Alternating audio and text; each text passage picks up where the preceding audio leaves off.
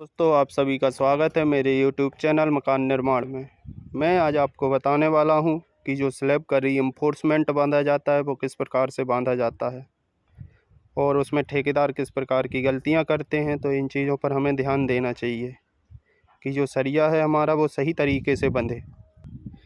ये हमारा 30 बाई 60 का एक पूरा प्लॉट है जिसकी कल स्लैब कास्टिंग होने वाली है और जो रीइंफोर्समेंट बांधा गया है आपका वो कुछ इस प्रकार से है। ये जो आप पाइप देख रहे हैं, ये पाइप हमारे पूरे लाइटिंग के हैं जिसमें हमारी वायर लाइटिंग कंप्लीट होगी। ये सारी जगह पर बिछाए गए हैं। ये छत की ढलाई से पहले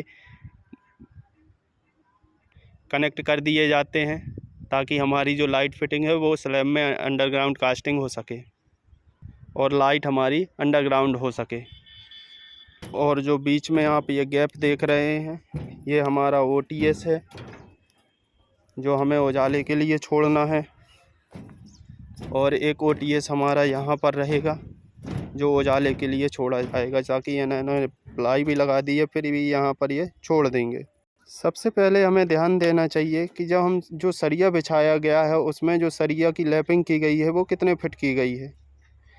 तो हमारी सरिया की लैपिंग 50D और 50D होना चाहिए, उससे कम होना नहीं चाहिए। 50D से मतलब होता है हमारा 50D मतलब डायमीटर ऑफ बार। अगर 12 का सरिया है तो 12 का, 10 का सरिया है तो 10 के हिसाब से। अगर हम 10 का सरिया लेते हैं तो 10 गुणे 50 500।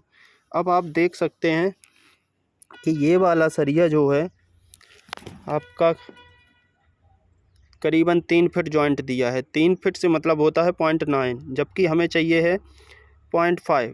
तो हमारा ये लैपिंग बहुत ज़्यादा कर दिया है। 0.5 से कम नहीं होना चाहिए।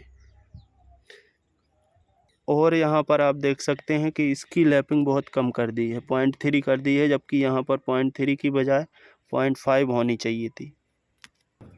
और ये आप जाल देख रहे हैं, ये डबल क्रैंक में बनाया गया है, डबल जाल बनाया गया है। ये अप डाउन आप देख रहे हैं, ये सरिया जो बनाई गई है वो क्रैंक करके की गई है। ये हमारा अप सरिया है, ये हमारा बॉटम सरिया है, जिसमें 1 फुट के अंतराल में हमारा सरिया को बिछाया गया है। अल्टरनेट बार प्रोवाइड करवाए हैं। बॉटम साइड में भी सरिया दिया है और अप साइड में भी सरिया दिया गया है। इस प्रकार से हमारा पूरा सरिया हर रूम में बिछाया गया है।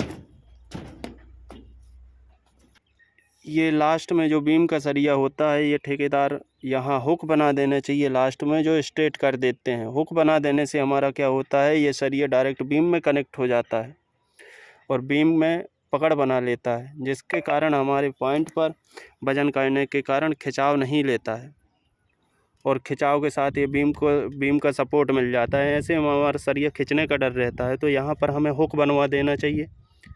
ये भी ठेकेदार गलती कर देते हैं। यहाँ पर आप देख रहे हैं कि ये छोटा सरिया है, कुछ बड़े सरिये हैं। ये सरिया कम बड़ काटने की वजह से होता है और इन सरिया को बीच में बीम से भी कनेक्ट नहीं किया है। ये सरिया आप देखते हैं कि बाइंड नहीं किया है। ये भी एक त्रुटि होती है मिस्त्री की, इसलिए इनको सही तरीके से बीम में बंधवा देना चाहिए। ये हमारी किचन है, इसमें 1 वे स्लैब का सरिया डाला गया है। मतलब एक इस तरफ क्रैंक अगर आप देख रहे हैं तो ये क्रैंक इस तरफ किया गया है और दूसरा क्रैंक इस तरफ किया गया है और बीचों बीच हमारा सरिया पूरा बॉटम में है। 1 वे स्लैब में हमारा 2 तरफ क्रैंक किया जाता है और सेंटर पे क्या होता है, प्लैंक होता है, मतलब बॉटम में होता है सरिया, उसको 1 वे स्लैब कहते हैं। तो यहाँ पर हमारा 1 वे स्लैब का सरिया बांधा गया है। और ये जो आप बीम में पिलर देख रहे हैं, इसका 3 से जो 4 सरिये रहते हैं, 4 सरिये बाहर निकलने चाहिए। इसमें से 3 सरिया है और 1 सरिया हमारा क्या है, बीम में ही दबा दिया। ये ठेकेदार की गलतियां होती हैं। और ये जो सरिया निकलता है ये हमारा बीम से 40D होना चाहिए कम से कम। इसका अगर हम कॉलम का जॉइंट लगाएं, लैपिंग करें, तो 40D से कम नहीं होना चाहिए। जैसे 12 mm का सरिया 40D 480 होता है, मतलब 0.8 का जॉइंट लगना चाहिए, 0.5 का जॉइंट। अब यहाँ पर ये सरिया हमारा केवल 0.3 निकला हुआ है, तो ये कमी है। जबकि इसका सरिया आप देखेंगे कॉलम का, तो इसमें जॉइंट बनाया है इन्होंने। फिर इसके बाद देखें हम इसका, तो इसमें भी वही गलती की है, इसमें भी सरिया नहीं छोड़े हैं। बाकी में हमारे सरिये बांध दिए गए हैं एक्स्ट्रा, जो आप देख पा रहे हैं कॉलम में। तो रीइंफोर्समेंट में हमें यही सब देखना चाहिए, ताकि हमारा रीइंफोर्समेंट एक दूसरे सरिया से बंधा रहे और भविष्य में बाइंडिंग या कोई सरिया छूटने की कोई गुंजाइश ही ना रहे। आज के लिए बस इतना ही। आगे लेकर आएंगे नई वीडियो आपके लिए निर्माण से संबंधित। मेरे चैनल को सब्सक्राइब, लाइक करना ना भूलें। धन्यवाद।